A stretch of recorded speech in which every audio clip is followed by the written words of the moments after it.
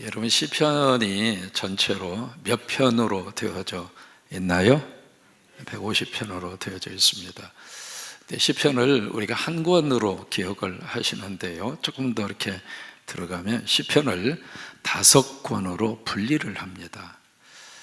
어떻게 분리를 하냐면 1편에서 41편, 42편에서 72편, 73편에서 89편, 90편에서 106편, 107편에서 150편. 시작하면 하세요. 이런 식으로 이제 시편 150편을 몇 권으로 구별해요? 5권. 이것만 기억하시면 돼요. 시편이 한 권으로 되어져 있는 것 같은데 내용으로 들어가서 보면 5편으로 시편을 구별하는구나. 그 정도만 아시면 돼요. 그러면 왜 구태여 시편 150편을 이렇게 5권으로 구별을 할까? 이유가 있습니다. 모세의 오경하면 창세기부터 시작하는 거 아시나요? 그래서 이제 율법서라고 합니다. 창세기, 출애굽기, 레위기, 민수기, 신명기 해서 모두 몇 권이에요? 5권입니다. 그래서 하나님의 말씀을 담은 모세의 오경, 이 율법서라고 하는 이 성경이 앞에 5권이 나오는 것처럼, 그 다음에 이 시편을 말하고 있는 이 찬양이 그래서 모세의 오경과 같은 구조로 5권으로 구별을 하는 거예요. 이해가 되셨어요? 그러니까 한 손에는 말씀을 잡고 한 손에는 찬양을 붙든 거예요. 신앙생활의 가장 중요한 2가지의 축이 그거예요. 하나는 말씀을 붙잡고 하나는 기도와 찬양을 붙잡고, 이게 영성의 균형을 맞추는 게 좋아요. 그래서 시편을 150편을 그렇게 해서 5권으로 그렇게 구별을 합니다. 두 번째는 그 각 권마다 특징이 있습니다. 1편에서 41편, 42편에서 72편, 73편에서 89편, 90편에서 106편, 107편에서 150편. 이게 각 권마다 특징이 있습니다. 가장 먼저 나오는 것이 개인적인 신앙의 고백이에요.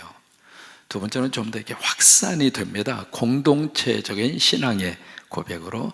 그 다음에 민족적인 위기 앞에서 하나님 앞에 간구하고 탄원하는 기도. 그리고 네 번째가 회복입니다. 그리고 마지막 시편이 회복해 주신 하나님 앞에 기쁨과 감사함으로 할렐루야로 찬양하는 것이 시편의 마무리입니다.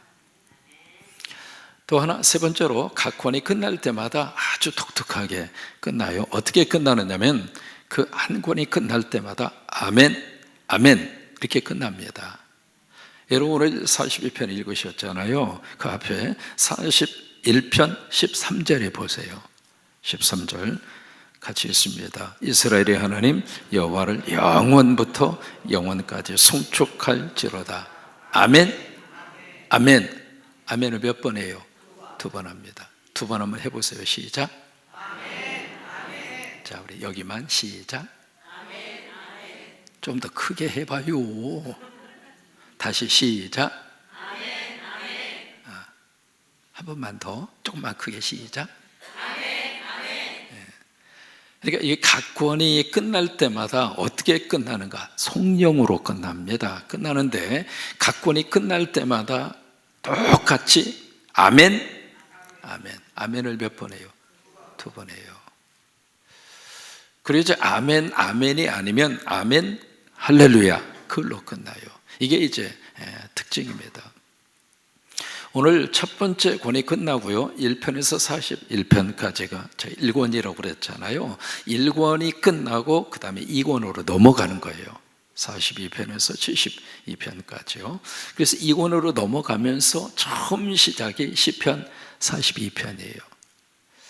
그런데 42편으로 가시면은 그 앞에 표제어라고 있잖아요. 타이틀, 가로로 되어져 있는 타이틀이 이제 무엇으로 되어져 있는가? 누구 자손? 고라의 자손이 나옵니다. 그 앞에서는 다윗의 시, 그것으로 쭉 그렇게 나와 있잖아요. 근데 시편 이 2권으로 딱 들어가면 이제는 이 시를 만든 사람의 이름이 달라져요. 누구냐면 고라입니다. 여러분 혹시 고라를 기억하십니까? 고라. 혹시 또 고라니를 기억할지 모르겠어요. 여러분, 고라 하면 민수기 16장에서 만나는 인물입니다. 고라 하면 무슨 사건이 떠오르느냐면 모세와 아론을 향하여 그들의 지도력에 대해서 반기를 들은 사람이 고라입니다. 그래서 이 고라가 원래 레위의 자손이거든요. 근데 같은 레위 자손인데 왜 모세, 아론, 왜 당신들만 우리의 지도자가 되고 우리 앞에서 큰 소리치고 그러느냐? 우리도 같은 레위 지파인데. 그래서 이 모세와 아론이 가지고 있는 지도력, 그 리더십에 대해서 반기를 들어요. 막 그러니까 무슨 일이 일어났는가? 무슨 일이 일어났어요?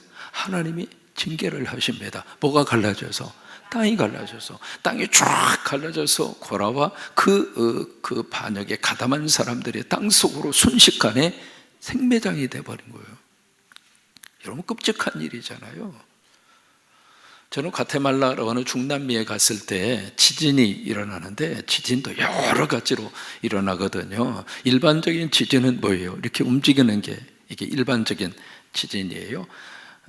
여기 일본의 고베에서 일어난 지진은 우아래로 흔들었습니다. 우아래로. 근데 과테말라 가서 보니까 땅이 갈라진 거예요. 그러니까 땅이 갈라져서 이 고라와 그 쿠데타를 일으킨 그 사람들을 순식간에 땅이 집어삼켜 버린 거예요. 그게 고라거든요. 근데 이 고라는 그렇게 됐는데 그의 후손들은 안 죽었어요. 그래서 나중에 이 고라가 무슨 일을 감당하는가? 레위 지파잖아요. 그래서 나중에 이 성전 시대에 들어와서 뭘 했는가? 바로 문지기를 합니다. 성전 문지기. 그리고 다윗 시대에 와서는 이 고라의 후손들이 예배 시간에 뭘 감당하는가? 찬양을 감당한 거예요. 다윗 시대에 여러분들은 지금 고라의 후손들이요. 고라의 후손 줄이면 고손. 그러니까 고라의 후손들이 찬양을 감당을 했거든요. 그래서 시편에 보시면 고라가 쓴 그 후손, 고라의 후손들이 쓴 그 시편이 12편이 나옵니다. 오늘 그 중에 하나가 42편이에요. 그러면서 여기 포저에 보시면은 고라 자손에 뭐라고 되어 있느냐면 마스길이라고 되어 있습니다. 마스길이라고 하는 것은 교훈이라고 하는 뜻이에요. 영적 가르침을 담은 시고 찬송이라 그 말이에요. 그래서 인도자를 따라 부르는 노래. 앞에서 혼자 개인적으로 이 찬송을 부른 것이 아니라 앞에 성가대 주휘자를 따라서 온 회중들이 예배 시간에 공식적인 예배 시간에 불렀던 찬송이에요. 그게 42편입니다. 1절에 보시면은 이 시편이 이렇게 시작합니다. 누구요? 하나님. 우리말 번역에는 하나님이요 이렇게 돼 있잖아요. 근데 좀 더 들어가서 보면 내 하나님이요 그 말이에요. 따라서 한번 해보실까요? 내 하나님이요.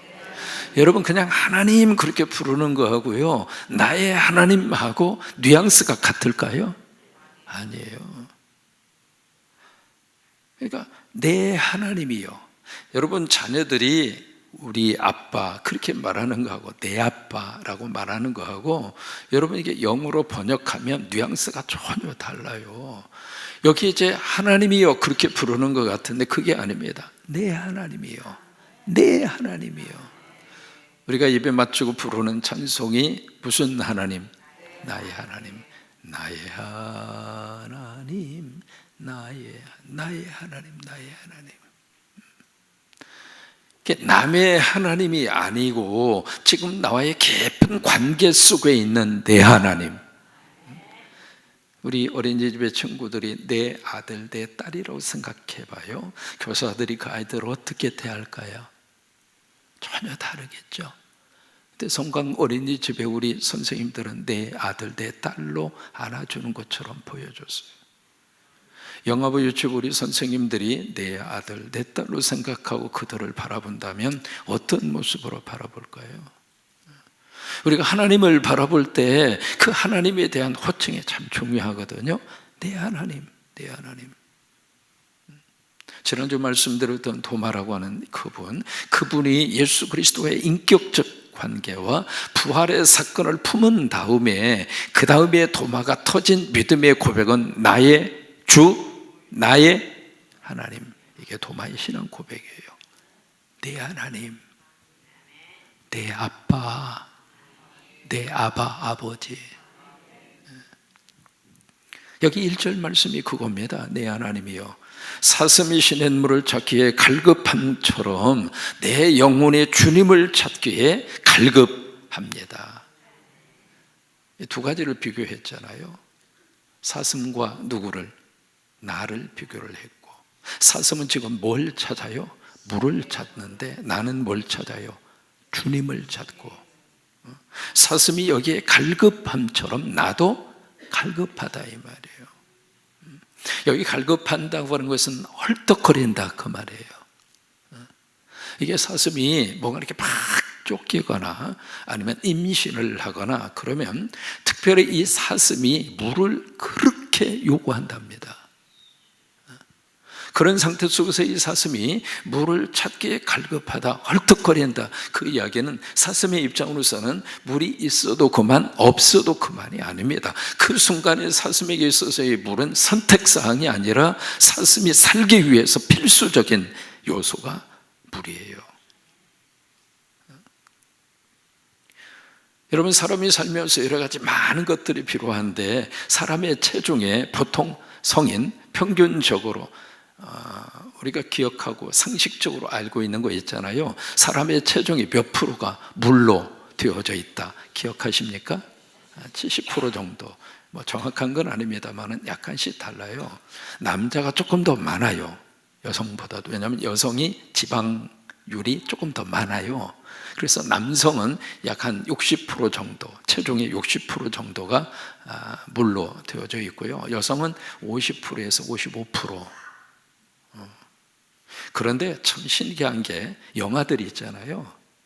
영아들은 70에서 75%가 물입니다. 그래서 영아들이 넘어져도 잘 안 다치는 이유 중 하나가 물이 많으니까. 그래서 여러분, 체중 이렇게 달아보셔서, 내가 만약에 어제 제가 달아봤거든요. 제 몸무게를 그랬더니 6하고 7이 나왔어요. 그럼 6하고 7이 나오는 그 체중에 적어도 60%는 뭐냐면 물이에요. 그러니까 몸집이 크신 분들은 물통이 좀 큰 거예요. 근데 이 물이라고 하는 게 우리 생명의 필수적인 요소잖아요. 물을 통해서 노폐물을 밖으로 내보내고, 물을 통해서 혈액순환이 이루어지고, 물을 통해서 영양분이 공급이 되고, 물을 통해서 체온이 조절이 되고. 사람은요, 갈증이 일어났을 때 물을 마시면 이미 늦은 거예요. 그래서 물을 시간을 정해놓고 마시라 이 말이에요. 갈증이 나지 않더라도요, 시간을 놓고 물을 계속 마셔줘야 합니다. 그렇다고 그냥 계속 물을 마시면, 너무 많이 물을 마셔도 물통에 들어가서 문제가 커요. 뭐든지 적당하게 맞춰야 되잖아요. 아침에 일어나셔서, 여러분 오늘 새벽에 일어나셔서 물 마신 분 꼭 마시세요. 이제는 귀가 닳도록 들었으니까. 아침에 공복에 이 물 마시는 게 얼마나 우리 몸에 필수적인 요소인지 모릅니다. 저녁에 주무시면서 수분이 빠져나갔어요. 그러니까 물을 마시지 않으면 탈수 현상이 나타납니다. 그래서 아침에 일어나시면 공복에, 그래서 물을 마시라고 하는 거예요. 그러니까 아침에 공복에 물을 마시면 장이 있잖아요. 장에 자극을 주어서 이 배변 활동을 원활하게 해주거든요.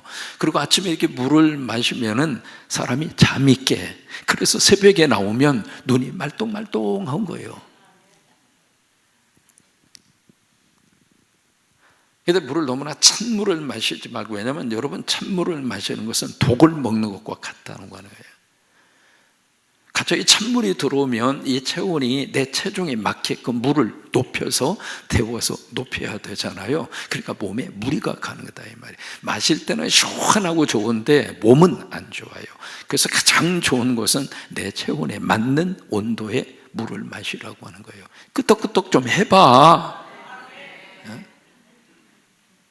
새벽에 나오니까 이렇게 우리 건강을 위한 말씀도 하나님이 주신다 생각하시고, 여러분 꼭 하시기 바랍니다. 그러니까 여기에 사슴에게 있어서는요, 지금 막 헐떡거리면서 물을 찾는 거예요. 왜요? 그거 없으면 나 죽으니까. 그런데 내 영혼이 하나님을 그렇게 지금 찾고 있다고 하는 거예요. 그러면서 2절 말씀은 넘어갑니다. 2절에 내 영혼이 하나님, 곧 어떤 하나님, 참 놀라운 표현이죠. 살아있는 하나님. 다른 우상들은 죽은 신 앞에서 막 뭔가를 찾고 있지만 우리는 죽은 신이 아니라 살아있는 하나님, 살아있는 하나님, 살아있는 그 하나님은 오늘도 우리와 함께 하시고, 살아있는 하나님 우리 아버지가 되시고, 그래서 살아있는 하나님, 베드로의 신앙 고백 우리는 기억합니다. 주는 그리스도이시요 살아계신 하나님의 아들이십니다. 고백을 들은 예수님 파변하시모라 네가 복이 있도다, 네가 행복하다. 하나님을 하나님으로, 예수 그리스도로 믿고 고백하는 사람이 행복한 사람이에요. 여러분, 그 행복은 누구도 뺏어갈 수 없어요. 네가 복받았다, 네가 복받았다. 이 복은 땅에서 받은 것이 아니라 하늘에 계신 내 아버지께서 너에게 준 복이라 이 말이에요. 여러분 모두가 다 이 복 받은 줄로 믿습니다. 따라서 하세요. 나는 하나님을 아는 복을 받았습니다. 아멘. 나 지들이도 복이 없다, 그런 말씀 절대 하지 마세요. 여러분 다 복 받으신 거예요. 그래서 2절 말씀이 바로 그겁니다. 하나님인데 어떤 하나님인가? 살아계신 하나님을 뭐해요? 갈망한다 이 말이에요. 앞에서는 갈급하고 2절에서는 갈망하잖아요. 그런데 내가 어느 때 나아가서 하나님을 빌고, 지금 왜 이런 고백이 나오느냐면, 이 고라 자손이 예배 때마다 찬양했다고 그랬잖아요. 성전 문지기로 섬겼고요, 그 사역을 감당을 했는데, 지금 이 고라의 자손이 여러 가지 이유와 사정 때문에 성전 사역이 막힌 거예요. 그러니까 예배를 못 드리는 거예요. 찬양을 못 드리는 거예요. 늘 여기서 찬양하던 여러분들이 만약에 찬양을 못한다고 생각을 해보세요. 우리 이호선 권사님이 오후 예배 시간에 찬양하는 모습을 보면 세상에 어디에서 그런 힘이 나오는지, 몸은 아담한데 쥐하고 찬양하는 것은 그냥 그렇게 찬양을 하면서 기쁘고 감사하고 은혜를 받고 복을 받았는데, 만약에 가정을 하는 거예요. 어떤 이유 때문에 그 찬양의 사역이 타의에 의해서 중단된다고 생각을 해보세요. 그럼 우리 권사님은 어떨 것 같아요? 2절이 그거예요. 여러분, 우리가 함께 이렇게 예배할 수 있는 이 시간 자체가 당연한 게 아닙니다. 내가 찬양할 수 있는 것이 의례적으로 주어질 수 있는 것이 아닙니다. 그러기에 이 고라의 자손의 이 시는 바로 그런 절박함 속에서 이 시를 쓰고 있는 겁니다. 그런데 3절로 가면 더 절박합니다. 3절 같이 읽습니다. 사람들이 종일 내게 하는 말이 내 하나님이 어디 있느냐 하오니 내 눈물이 주야로 내 음식이 되었도다. 여기 내 하나님이 어디 있느냐 몰라서 묻는 질문이 아닙니다. 알고 싶어서 묻는 질문이 아니에요. 조롱이죠. 비아냥거리는 거죠. 꼴 좋다, 하나님 믿더니 신세가 그 모양이고, 그런 이야기예요. 그러니 그 말을 들으면서 그냥 속에서, 마음속에서 끓어오르는 뭔가가 있잖아요. 그래서 이제 그것이 밤이고 낮이고 눈물로 지새우면서 사는 거예요.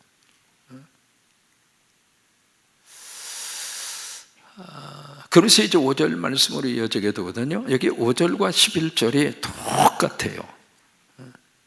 우리말 번역에는 약간의 단어의 차이가 나옵니다만 단어 차이가 없습니다. 사실은 똑같은 거예요. 5절하고 11절이 우리말 성경에는 약간의 차이를 뒀지만, 그래서 5절과 11절 똑같이 나오는 이것을 가리켜서 뭐라고 이야기하는가? 후렴.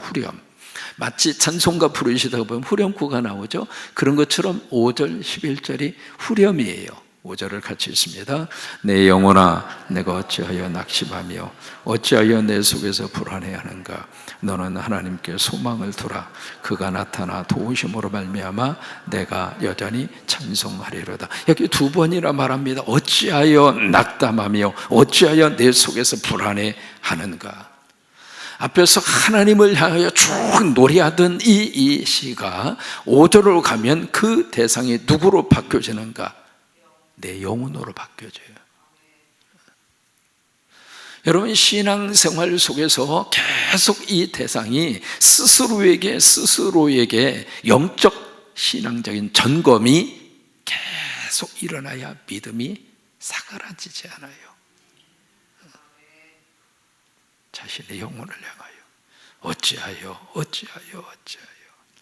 우리는 자꾸 그러잖아요. 남 탓을 하잖아요. 남 탓하기 전에, 자꾸 환경을 탓하기 전에 자신에게 먼저 주목을 하는 거예요. 왜요? 사람은 내가 무너지면 다 무너지는 거예요. 내가 서 있으면 환경이 어려움이 있어도 서 있을 수 있는 거예요.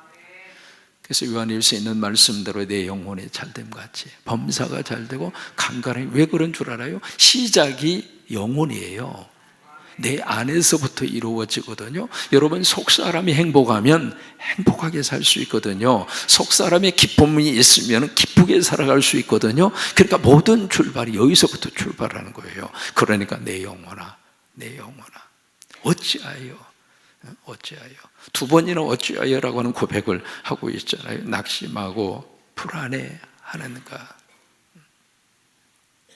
그래서 그 다음에 스스로에게 그렇게 딱 영적 결단을 합니다. 너는 하나님께 소망을 두어라. 환경에 매몰되지 말고 상황에 의해서 밀려가지 말고 너는 네 희망을 하나님에게 두어라. 우리 어린이집의 희망이 하나님에게 있고, 영화부의 희망이 하나님에게 있고, 유치부의 희망이 하나님에게 있고. 그래서 우리 교회 학교가 지금 이제 저희들 어린이집을 교회 학교의 한 부서로 우리가 끌어안고 있습니다. 별개가 아니에요. 여러분, 어린이집을 자꾸 별개의 기관으로 자꾸 바라보면 무슨 생각이 드는 줄 알아요? 어떤 영리 목적의 기관으로만 기억을 해요. 우리는 영리 목적으로 어린이집 안 합니다. 우리 선생님들 아시잖아요. 우리 교회가 어린이집을 통해서 이론 한 장 교회 쪽으로 들어온 적이 없어요. 아니, 들어오면 안 되죠. 그러니까 우리는 영리 목적으로 어린이집을 운영하지 않습니다. 이게 어린이 교회 학교 중에 한 파트예요. 그래서 원장님이 교육자 회의할 때 꼭 들어옵니다. 들어오도록 했어요. 그리고 가끔 우리가 밥 먹을 때도 있거든요. 그때도 원장님은 꼭 와. 같은 사역자라 이 말이에요. 우리 선생님들은 지금 다른 어린이집 교사들하고 좀 다릅니다. 여러분들 우리 교회 사역자들이에요. 앞에 우리 영화부 유치부 선생님들처럼. 아멘.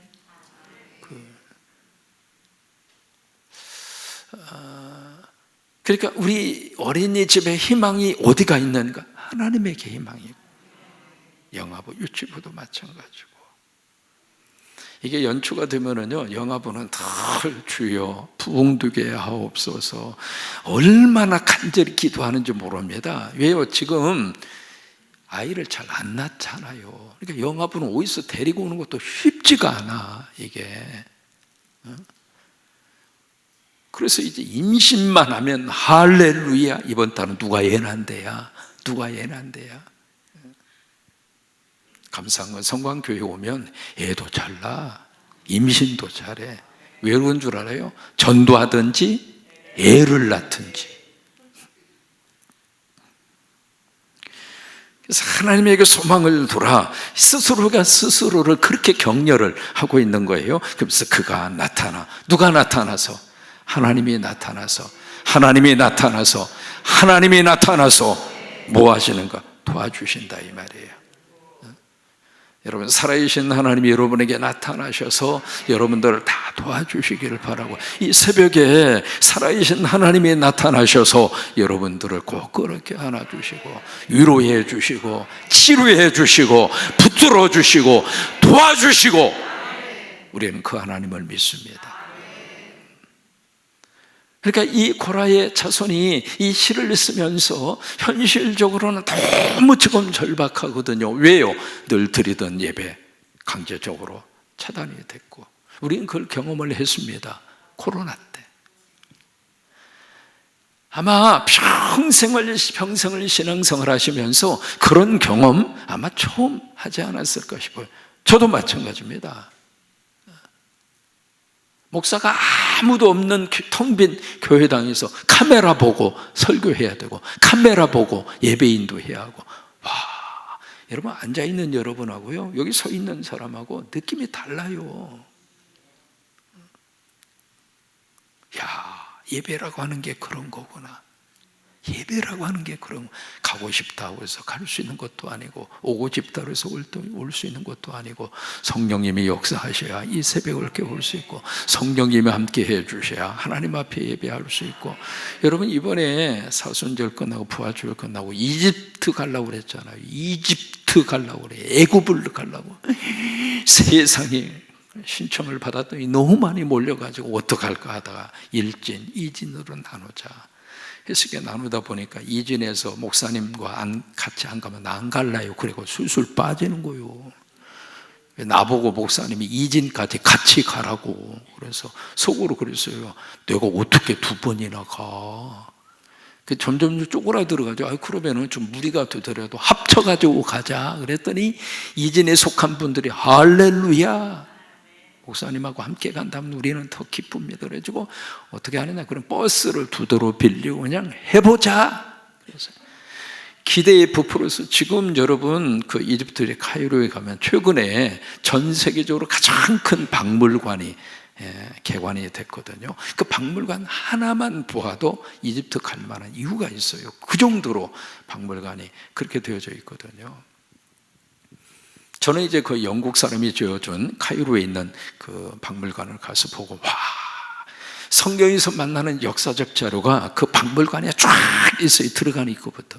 거기는 딱 들어가면 2000년 그때부터 시작을 해요. 그러니까 2000년 아래는 너무 젊어서 못 들어가요. 유적이 있어도, 무슨 유적품이 있어도 2000년 아래는 너무 젊으니까 들어오지 말라는 거예요. 최소한 거기는 2000년 이상이 돼야 박물관에 들어갈 수 있는 자격이 주어져요. 여러분, 그러니까요, 이게 표현할 수 없을 정도로 나일강을 쭉 타고 가면서, 약 올리는 것처럼 느껴져서 미안해요. 나일강을 다 타고 가면서 거기에 수없이 많은 예수 피난 교회로부터 시작해서 나일강 주변에 그렇게 신전들이 그렇게 많아요. 왜 10가지 재앙을 할 수밖에 없었는가?